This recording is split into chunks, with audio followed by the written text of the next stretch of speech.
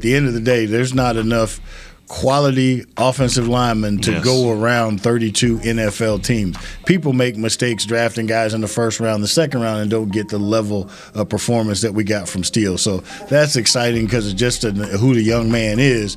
Like, he's determined. He got a little nasty with him.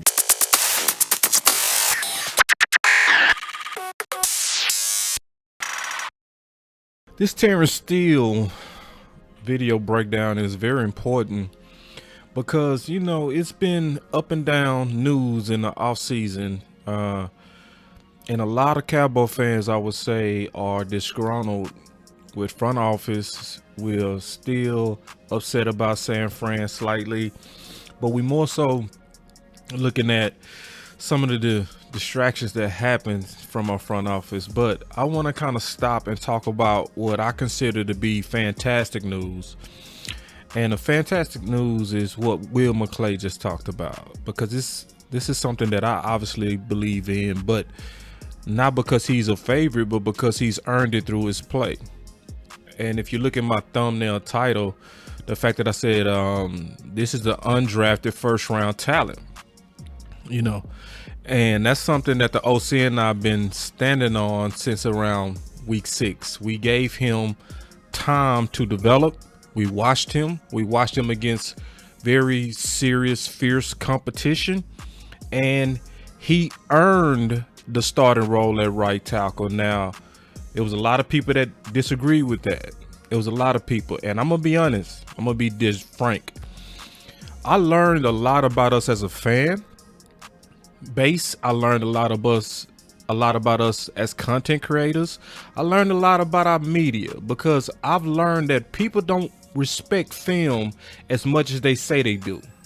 It's a lot of people out here that got even a lot of followers that I would never follow or even hardly listen to because of the lack of intelligent breakdown of Terence Steele. It was frankly false. So let me just remind everybody what first the guy that clearly has the best eyes in the game said about Terence Steele. Here we go. At the end of the day, there's not enough quality offensive linemen to go around 32 NFL teams. People make mistakes drafting guys in the first round, the second round, and don't get the level of performance that we got from Steele. So that's exciting because it's just who the young man is. Like, he's determined. He got a little nasty with him. Yeah, he's determined. He got a little nasty to him. Now, when the OC and I was saying that, we was trolled. We was even told we lost subs. We lost a lot of subs behind trying to lobby for what was the best for the team. And it really showed me it's a lot of people that really don't care about the Cowboys like they say they do. I'm just being honest. Most people I learned from this Steele debate want to be right or want to appear right more than do what's right and lobby for what's right for this team. And just to be honest, a lot of people used the Terence Steele versus Lyle Collins as a way to try to divide the fans and throw shade on Boss Cowboy Sports with me and OC. It's truly what happened. But at the same time, Terence Steele is truly exactly what Will McClay said and what the OC and I have been lobbying for a long time. And I'm going to take it a little step further. I'm going to say this. Terence Steele at right tackle was likely your best offensive lineman over T. Smith and Zach Martin. He was surely your best run blocker and most ferocious and meanest and nastiest run blocker. So I'm gonna just show you a little bit of the clips that you're not gonna find out of none of the offensive linemen. That's T. Smith and Zach Martin. That's if you respect film, though. But it's a lot of us that we get caught up in names and former reputation. So how dare you say Zach Martin? Zach Martin is God. How dare you put T. Smith in and say he's not the best? He's the Lord. No, let's. If anybody been watching Boss Cowboy Sports for a while, y'all know we take it to the film. And the film is clear. There is no way to look at Terence Steele bully these guys, you can't find no film of none of the linemen doing what he's doing in terms of the bullying that he was doing to grown men. You won't find it. So when Will McClay, this is why this is good news. Watch him beside Zach Martin. Now let the film speak, not the rep. Let the film speak. Who got the bigger push right there? What did the film just say? Look at him versus Bosa in terms of bullying and just say what the film says. Who throws bully like he's a toy? And Spring Pollard on that run.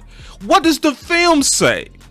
Now, I know people like to say, oh, he's not, no, boss, you're crazy. No, what does the film say? What does your eyes see?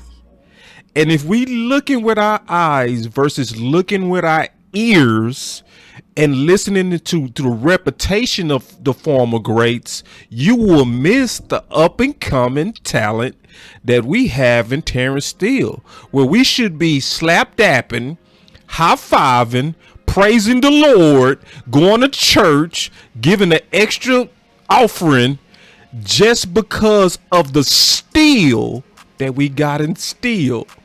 I mean, we got a tremendous steal in Steele. We literally have an undrafted free agent that's playing just as good or better than first rounders. So yeah, when I said it, and when the OC said it week 6, because I said week 6, I said, bro, at the rate he's playing, he's going to be a Pro Bowler by the end of the season at right tackle. Everybody, this not Madden, boss. Oh, boss has favorites. The OC and boss, they look at Steele like they like the underdog. It was all kind of weird stuff that was said. But whatever with that. The big deal is the fact that we should all be happy that really, if we listening to Will McClay and we watching the film, we really got low key, if you think about it, 2 first rounders. If you judging film talent, Tyler Smith and Terrence Steele in terms of talent are playing currently like first rounders. Well, we can't say Tyler yet because he hasn't played, but we drafted him to be that guy. But we have a guy that's playing like a first rounder, and it's not even close. It's not even a debate if we watch the film. So, this is the deal. I put a link in the description because, yes, I showed the clips, but we've done already full breakdowns on this. So, and I'm gonna put this in the description. So we did an all 22 comparison on a run game edition where we compared side by side, and it was not close, the talent level of Lyle versus Steele. And Steele, I'm gonna tell you, was better. I'm also did a film breakdown where we put in the description, where we basically showed the pass pro breakdown. We also did a top 5. We did a top 5 breakdown because during the season, the OC and I was trying to lobby for ideas that could put the best 5 on the field, right? That could restore us back to the greatness that we saw the first 8 games.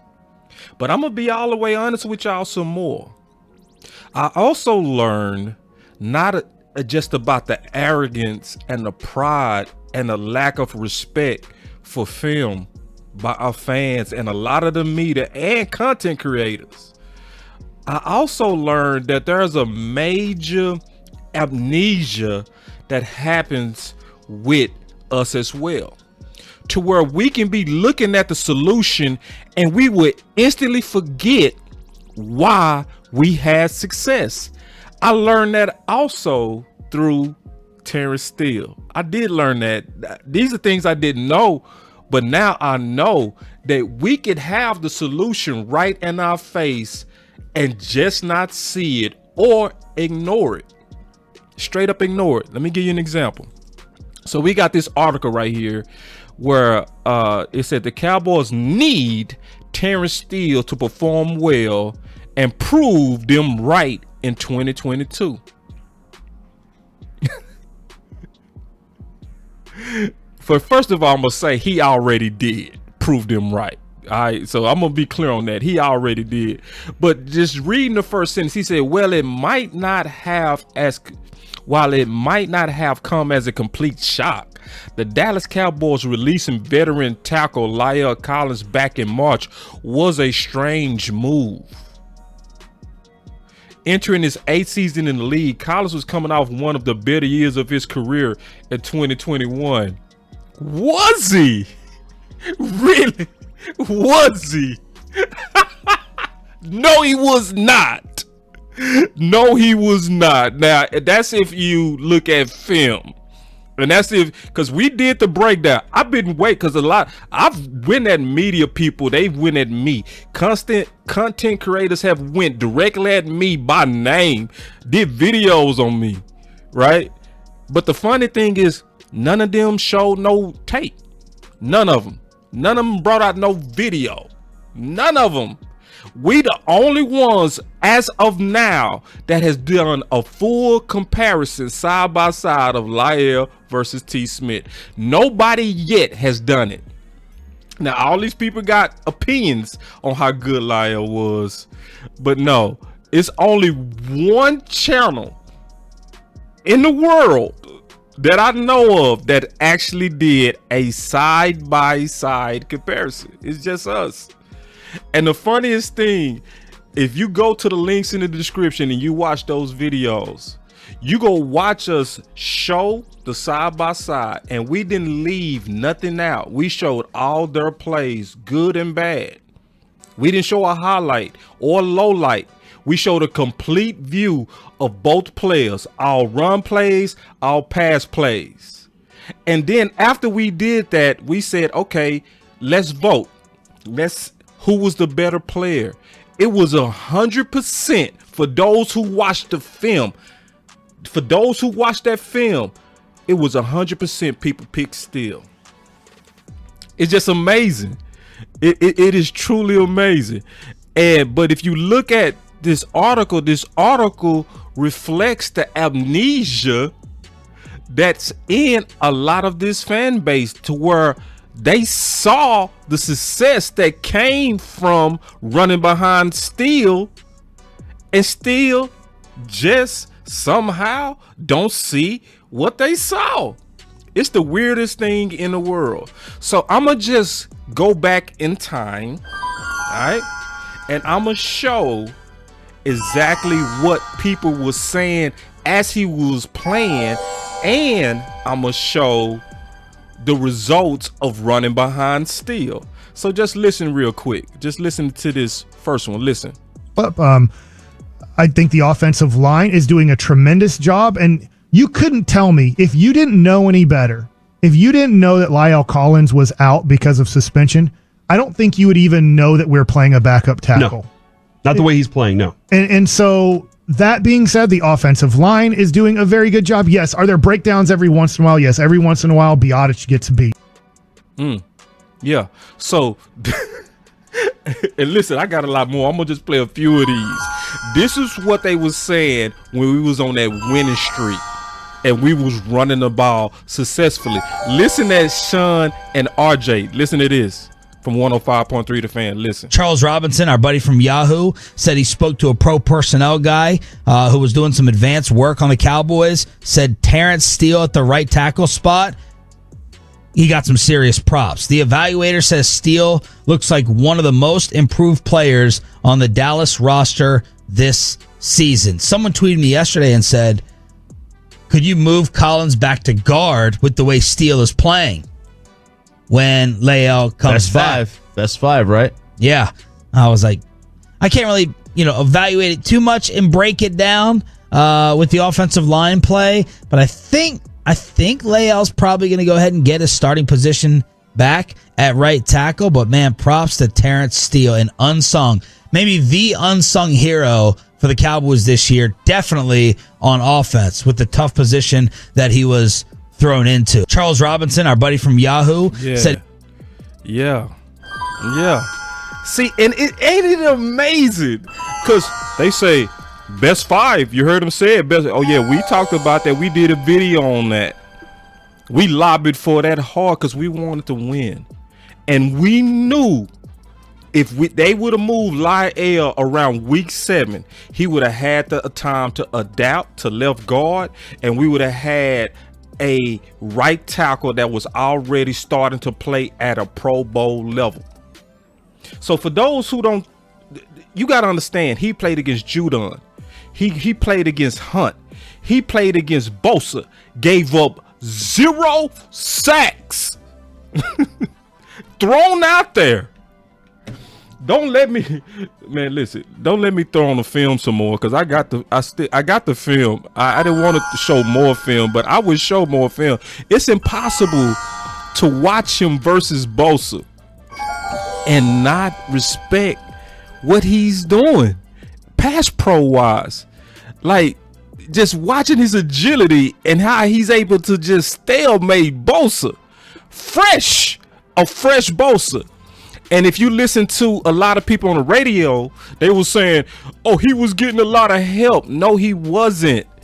He was not getting a lot of help at all. Matter of fact, what we did when we broke down the video, we showed how many times he got help. He got help only once, and it was from Zeke, and it was a late chip, and it was an optional chip. Right there was the only time you saw him beat. That one play. Other than that, he ain't get beat no more the entire game. That one pressure was the only pressure he caused. But other than that, he locked Bosa down. Period. And the film showed it. And this is not a highlight. These are every one of the pass pro plays versus Bosa. And I can show you more.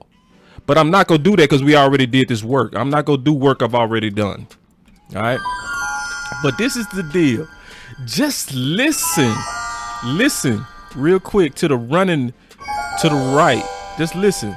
And then just run it straight down their throat. Yeah, I'll go and piggyback that right there with another startup. What's the name of the player that tried to bribe someone for a what's his name? Collins. Leo Collins. I forgot his name because I could care less about him anymore.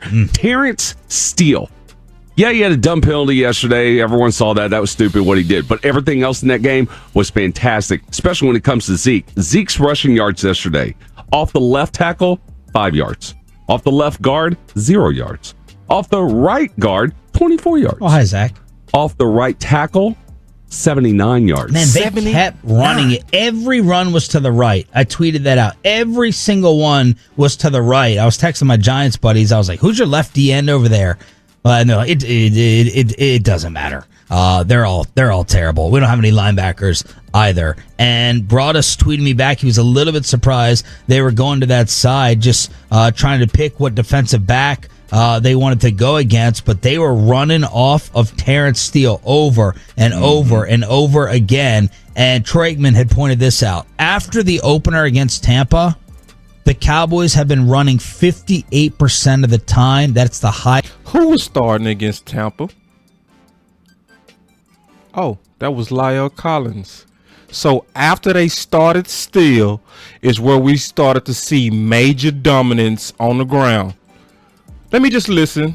Over and over and over again. And Troy Aikman had pointed this out. After the opener against Tampa, the Cowboys have been running 58% of the time. That's the highest in the NFL. You know your offense is damn near perfect when your quarterback is the odds-on favorite to win the MVP, which he is in Vegas as of last week. I'll get those numbers this week for you.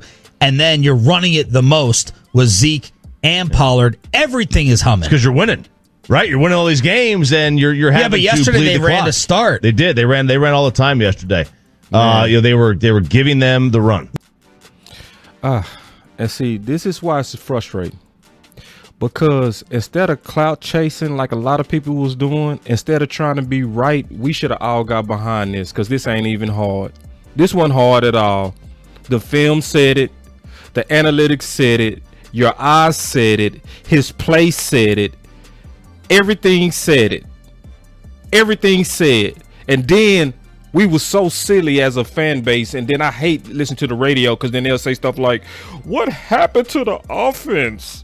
What happened? All of a sudden we stopped being able to run the ball. We need to fire Philman. We need to fire McCarthy. What happened? It's simple. It's right in our face. Listen, this is week 2. All right. Week 2 doesn't look, when you look at Zeke, like they did a lot of running to the right. All right.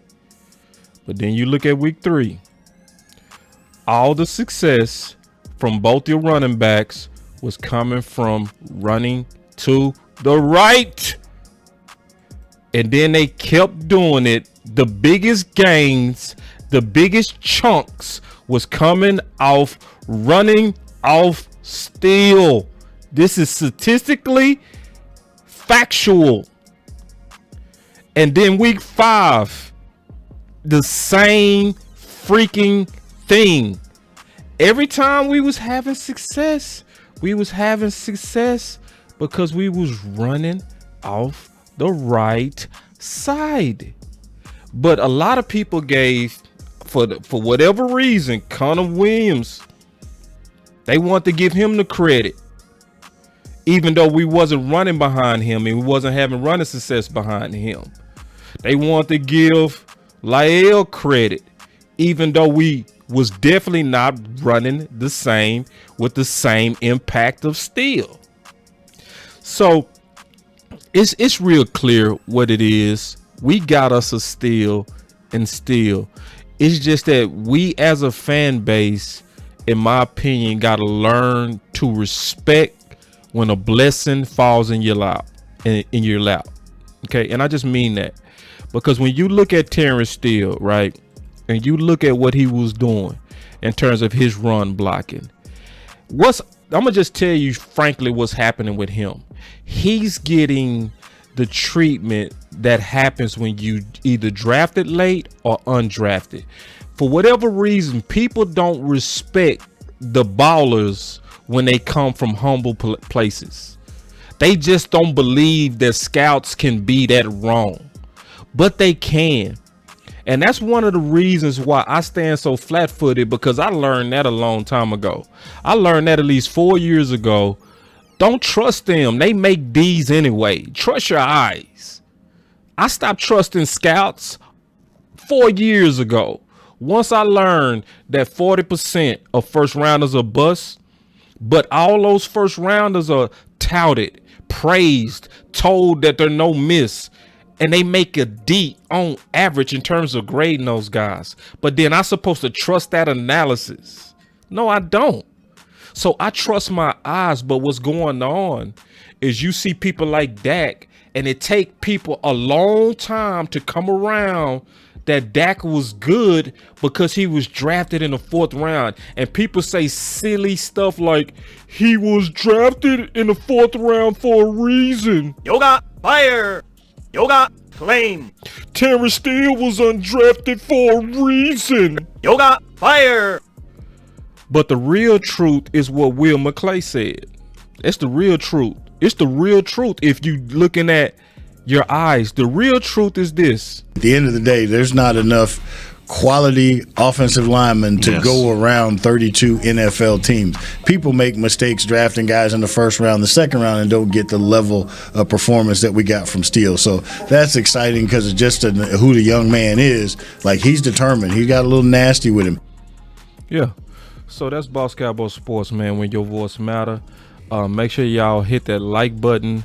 I'm excited about the future. I'm excited about Steele. I'm excited because there's so much that can happen when you have a guy that's truly the undrafted 1st round talent at right tackle. It's no telling what can happen. He might even be the future left tackle. You don't know. This is one thing I know for sure about him. Wherever you put him, he takes full advantage of it, and we all want players like that. I'm Boss Cowboy Sports, where your voice matter. Make sure y'all continue to support with the cash like y'all been doing. I appreciate that. Hit that like, share this content, and let's get ready to rock, because I think Steele go rock. I think it's no question. I'm out. Peace.